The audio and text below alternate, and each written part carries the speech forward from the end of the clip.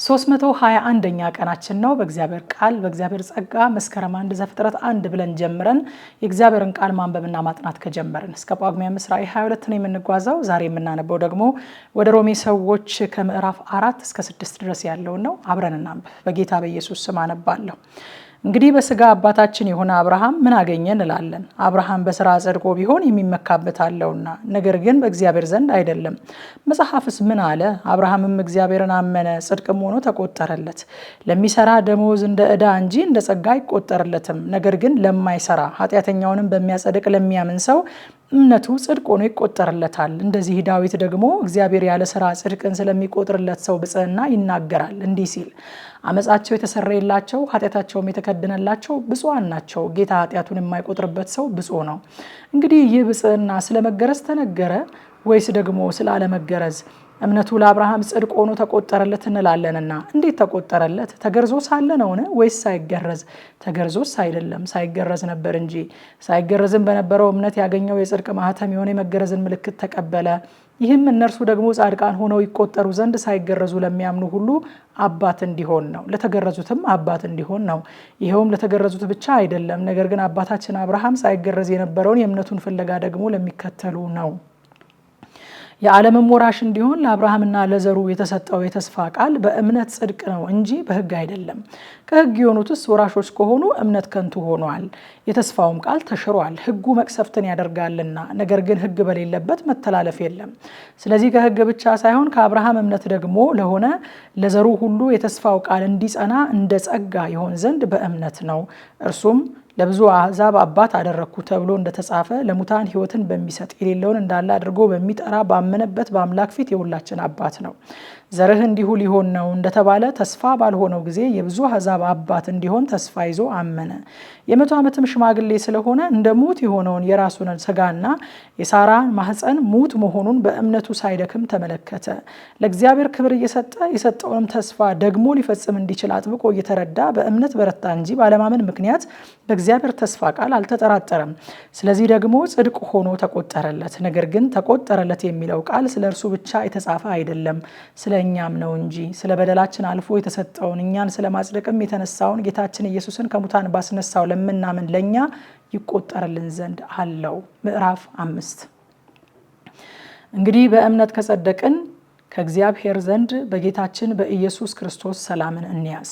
በእርሱም ደግሞ ወደ ቆምንበት ወደዚህ ጸጋ በእምነት መግባትን አግኝተናልና በእግዚአብሔር ክብርም ተስፋ እንመካለን። ይህም ብቻ አይደለም፣ ነገር ግን መከራ ትዕግስትን እንዲያደርግ፣ ትዕግስትም ፈተናን፣ ፈተናም ተስፋን እንዲያደርግ እያወቅን በመከራችን ደግሞ እንመካለን። በተሰጠንም በመንፈስ ቅዱስ የእግዚአብሔር ፍቅር በልባችን ስለፈሰሰ ተስፋ አያሳፍርም። ገና ደካሞች ሳለን ክርስቶስ ዘመኑ ሲደርስ ስለ ኃጢአተኞች ሞቷልና፣ ስለ ጻድቅ የሚሞት በጭንቅ ይገኛልና፣ ስለ ቸር ሰው ግን ሊሞት እንኳ የሚደፍር ምናልባት ይገኝ ይሆናል። ነገር ግን ገና ኃጢአተኞች ሳለን ክርስቶስ ስለኛ ሞቷልና እግዚአብሔር ለኛ ያለውን የራሱን ፍቅር ያስረዳል።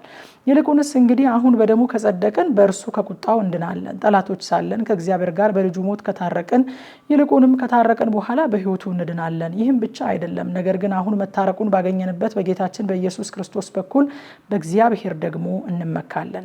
ስለዚህ ምክንያት ኃጢአት በአንድ ሰው ወደ ዓለም ገባ፣ በኃጢአትም ሞት። እንደዚሁ ሁሉ ኃጢአትን ስላደረጉ ሞት ለሰው ሁሉ ደረሰ። ሕግ እስከመጣ ድረስ ኃጢአት በዓለም ነበረና፣ ነገር ግን ሕግ በሌለበት ጊዜ ኃጢአት አይቆጠርም። ነገር ግን በአዳም መተላለፍ ምሳሌ ኃጢአትን ባልሰሩት ላይ እንኳ ከአዳም ጀምሮ እስከ ሙሴ ድረስ ሞት ነገሰ።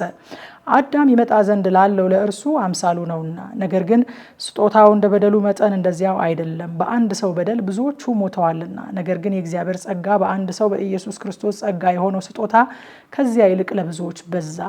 አንድ ሰውም ኃጢአትን በማድረጉ እንደሆነው መጠን እንደዚያው ስጦታው አይደለም። ፍርድ ከአንድ ሰው ለኩነኔ መጥቷልና፣ ስጦታው ግን በብዙ በደል ለማጽደቅ መጣ። በአንዱም በደል ሞት በአንዱ በኩል ከነገሰ፣ ይልቁንም የጸጋን ብዛትና የጽድቅን ስጦታ ብዛት የሚቀበሉ በአንዱ በኢየሱስ ክርስቶስ በኩል በሕይወት ይነግሳሉ። እንግዲህ በአንድ በደል ምክንያት ፍርድ ለኩነኔ ወደ ሰው ሁሉ እንደመጣ እንዲሁ በአንድ ጽድቅ ምክንያት ስጦታው ሕይወትን ለማጽደቅ ወደ ሰው ሁሉ መጣ።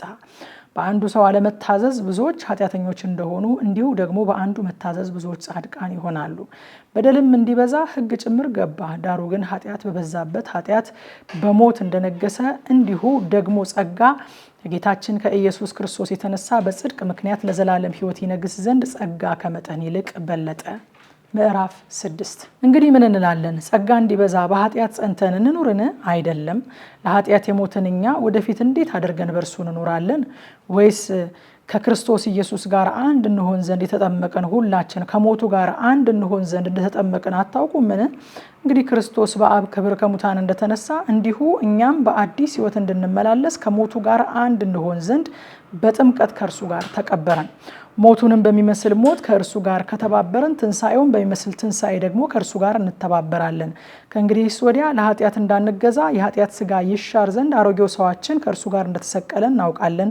የሞተስ ከኃጢአቱ ጸድቋልና። ነገር ግን ከክርስቶስ ጋር ከሞትን ከእርሱ ጋር ደግሞ በሕይወት እንድንኖር እናምናለን። ክርስቶስ ከሙታን ተነስቶ ወደፊት እንዳይሞት ሞትም ወደፊት እንዳይገዛው እናውቃለንና መሞትን አንድ ጊዜ ፈጽሞ ለኃጢአት ሞቷልና በሕይወት መኖርን ግን ለእግዚአብሔር ይኖራል። እንዲሁም እናንተ ደግሞ ለኃጢአት እንደሞታችሁ ግን በክርስቶስ ኢየሱስ በጌታችን ሆናችሁ ለእግዚአብሔር ሕያዋን እንደሆናችሁ ራሳችሁን ቁጠሩ። እንግዲህ ለምኞቱ እንድትታዘዙ በሚሞት ሥጋችሁ ኃጢአት አይንገስ። ብልቶቻችሁም የአመፃ የጦር ዕቃ አድርጋችሁ ለኃጢአት አታቅርቡ።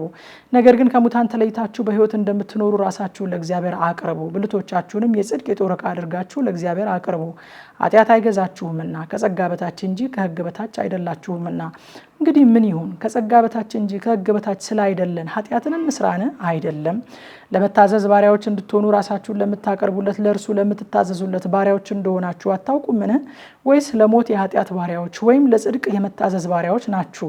ነገር ግን አስቀድማችሁ የኃጢአት ባሪያዎች ከሆናችሁ ለተሰጣችሁለት ለትምህርት አይነት ከልባችሁ ስለታዘዛችሁ ከኃጢአት ባርነት ወጥታችሁ ለጽድቅ ስለተገዛችሁ ለእግዚአብሔር ምስጋና ይሁን።